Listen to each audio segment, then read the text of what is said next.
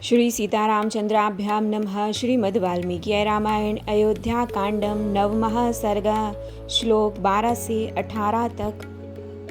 विषय कुब्जा के कुचक्र से केकई का कोप भवन में प्रवेश।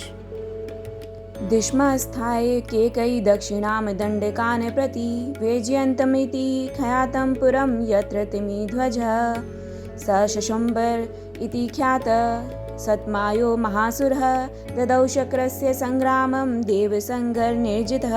अर्थात केकई राजकुमारी दक्षिण दिशा में दंडकारण्य के भीतर वैजयंत नाम से विख्यात एक नगर है, जहाँ शंबर नाम से एक प्रसिद्ध महान असुर रहता था। वह अपनी ध्वजा में तिमि का चिन्ह धारण करता था और सैकड़ों मायाओं का जानकार था। देवताओं के समूह भी उसे पराजित नहीं कर पाते थे। एक बार उसने इंद्र के साथ युद्ध छेड़ दिया।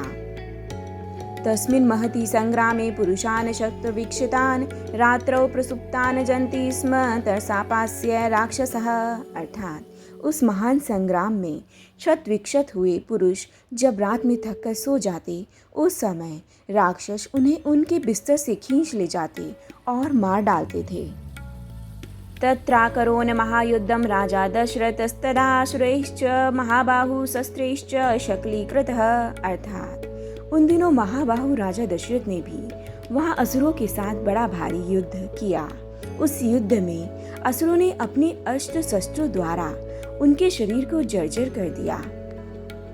अपवाय त्वया देवी संग्रामान् नष्ट चेतनः तत्रापि विक्षतः शस्त्रे पतिस्ते रक्षितस्त्वया। अर्थात देवी, जब राजा की चेतना लुप्त सी हो गई, उस समय सारथी का काम करती हुई तुमने अपने पति को रणभूमि से दूर हटाकर उनकी रक्षा की। जब वहां भी राक्षसों के शास्त्रों से वे घायल हो गए, तब तुमने पुनः वहां से अन्यत्र ले जाकर उनकी रक्षा की।